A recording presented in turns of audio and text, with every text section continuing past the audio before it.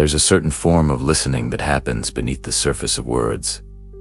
Not anxiety, not paranoia, just a state of quiet preparedness. Your entire being tunes to frequencies others seem to miss. The slight change in atmosphere as a door opens. The hidden weight in a pause between sentences. You don't recall deciding to learn this. It's as if you were born fluent in the language of unspoken things. You call it your intuition, your depth. But in your private moments, you question why a deep breath feels like a risk. Why peace carries a silent hum of unease. Why security rarely feels completely secure. You can be in a crowd and yet feel profoundly solitary, not lonely, but fundamentally unrecognized. You've mastered the art of understanding others. You sense shifts in energy before they're named. You become what the moment requires. Yet, with yourself, there's a constant lag. Your own needs feel like a conversation you're always arriving late to. You learned, long ago, the science of stillness. How to occupy less space. How to ensure your presence didn't become a disturbance. No one taught you this lesson. It was absorbed through necessity. Your childhood classroom was the human face. Your homework, predicting storms in the eyes of those around you. That watchfulness wasn't a burden then. It was your anchor. You knew how to interpret a room as emotional weather long before you knew how to feel at home within yourself. And this ability traveled with you into every friendship, every romance, every place where bonding was meant to feel effortless. People name you as the mature one, the old soul, the steady ground. They don't perceive the toll of that steadiness. They can feel the immediate internal recalibration when emotions escalate nearby. How you instinctively become the calm center. How you almost never wait for someone to be that center for you. You've seen how your system freezes when someone asks, "What can I do for you?" The question creates a blank space. It's not that you lack desires, but that voicing them feels like crossing a frontier into uncharted, risky territory. You pause. You redirect. You assure them you're okay. And in a functional sense, you are. You manage. You bear weight. You remain unshaken when others fracture. But underneath, there is a subtle depletion. A wariness, born not from activity, but from a perpetual, unseen vigilance. Do you notice how you detect emotional tremors others are deaf to? How your physiology responds to tension before it is ever spoken? And then, you notice how you second-guess that very signal. You tell yourself you're imagining things, that you're too intense, that you should simply release it. You've been releasing things your whole life, letting them fall away before they could ever fully take shape in your hands. You seldom request solace outright, not for lack of longing, but from a deep-seated uncertainty that it will be there if you call for it.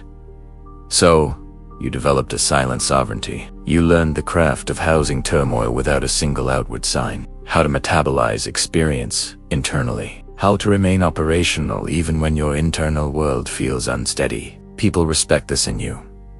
They see fortitude. They don't see the solitude woven into its fabric. You notice the challenge of truly resting within a relationship. How a part of you remains on watch, even in intimacy. How you brace for letdown before any evidence appears. You don't allow yourself grand hopes. Hope feels like a setup for a fall. So, you keep your aspirations modest, your feelings regulated, your requirements few. You've labeled this as wisdom, as pragmatism, as self-reliance. And perhaps it is, but in the still hours, a whisper rises. Why was I taught to bear such weight alone? Why does leaning on another feel like speaking a foreign tongue? Why can emotional proximity sometimes feel more burdensome than solitude? You don't have solutions, only recurring themes. You see how you gravitate towards those who are hurting, how you naturally assume the role of the witness, how you rarely settle into the position of being the one who is witnessed, held.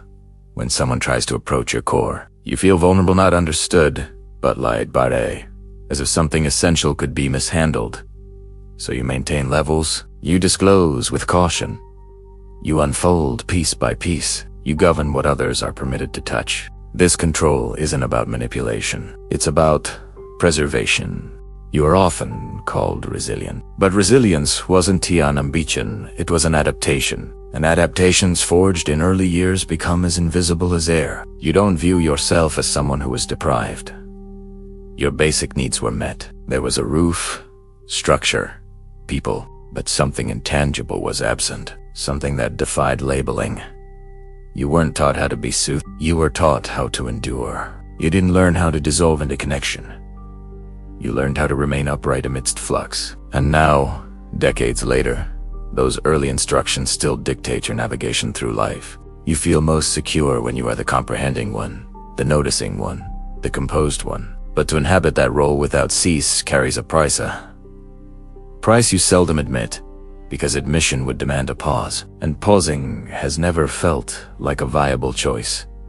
Yet, a shift is occurring. You're starting to perceive the chasm between your apparent capability and the isolation it fosters. You're re-beginning to sense that the qualities people value in you didn't blossom in nourishment. They crystallized in a void.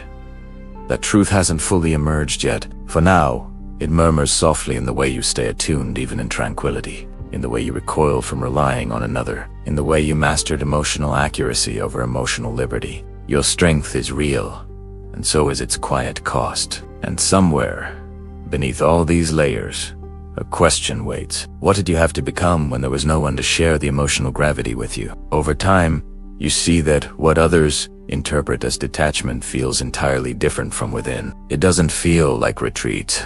It feels like maintaining integrity. When feelings intensify around you, something internal consolidates, not to shut down, but to stay grounded. You grow more silent, more collected, less demonstrative. Externally, this restraint can be misread as aloofness, as retreat, as apathy. But internally, you are laboring more intensely than anyone knows. You are navigating strata, your response, their response, the potential repercussions of each. This is the birthplace of misunderstanding. People presume that less display means less feeling, that composure means you are unaffected. But you feel it all. You simply learned, long ago, that expressing it openly wasn't always without peril. So instead of releasing emotion, you structured it. You learned to hold immensity without letting it overflow, to analyze environments without becoming the focus, to be emotionally available without becoming emotionally uncovered. That skill wasn't born of assurance. It was born of requirement.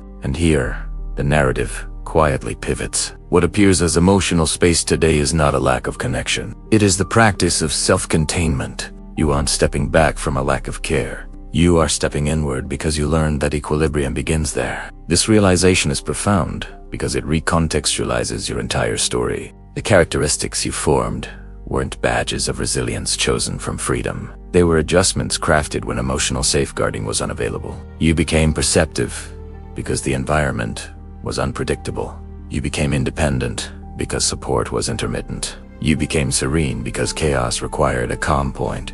And once these traits took root, they didn't vanish when life softened. They became you. This is the psychological reality. Those who grew without consistent emotional protection often develop traits that resemble strength but operate as a shield. They don't falter easily. They don't rely willingly. They don't anticipate being caught. They catch themselves. This self-containment is admirable, but it is also a weight. It means you rarely know the relief of being completely met. It means you often feel safest when you are the most regulated person present. It means intimacy can feel daunting not due to fear, but because it requests you to relinquish command. You learn to hold on. You don't lean in with ease. You don't allow full visibility all at once. Not because you are closed off, but because exposure once meant being undefended. So your nervous system learned to meter attachment deliberately. That metering can look like reserve, but it's actually discernment, shaped by history. You know how swiftly depth can become overwhelmed. You know how readily openness can transform into duty. You know the expense of being unguarded in spaces that cannot contain you. So you remain measured. You offer compassion without self-abandonment. Presence without disintegration. Care without enmeshment. Your calm is not the absence of feeling, but its profound reorganization. And that equilibrium is rare. It's also isolating, because people who haven't walked this path often don't know how to reach you. They expect more outward emotion, more demand, more transparency. They don't grasp that your quiet fortitude emerged from learning to endure without an emotional refuge. That you didn't become strong because you were sheltered. You became strong because you weren't. This doesn't mean you are damaged, but it does mean your nervous system, however stable, never learned the sensation of fully resting within another's care. So, you rest in solitude, not because you choose isolation, but because it is the only place where your body truly unwinds. That truth isn't comforting. It's illuminating, because once you see it, you cannot unsee the burden you've carried. How early you learned to manage what others were meant to help you hold. How that shaped your empathy into something considered rather than instinctive. You are not brittle, but you are weary in a way that escapes detection. Weary of perpetually being the pillar, weary of being the emotional keel, weary of holding without being held. And yet, even now, the notion of surrender feels alien. So you hold this awareness quietly. Not to repair it, not to transform yourself, simply to acknowledge the truth that the traits you built were intelligent replies to an emotional absence, that your strength is authentic, and so is its toll. And perhaps the most vital question isn't, how do I become more open, but something far more gentle. Who might you be if you could finally set the weight down? You don't need an answer now. This isn't about conclusion. It's about observing the architecture of what you became when protection was absent, and how deeply that architecture still resides within you. Sitwita. Allow it to remain unresolved, because some awakenings don't provide an ending. They simply change how you read every page that follows. Before you go, if this reflection resonated with you, please let me know by giving this video a like. It helps this channel, winds of thought, reach others who might need to hear it. Thank you for listening.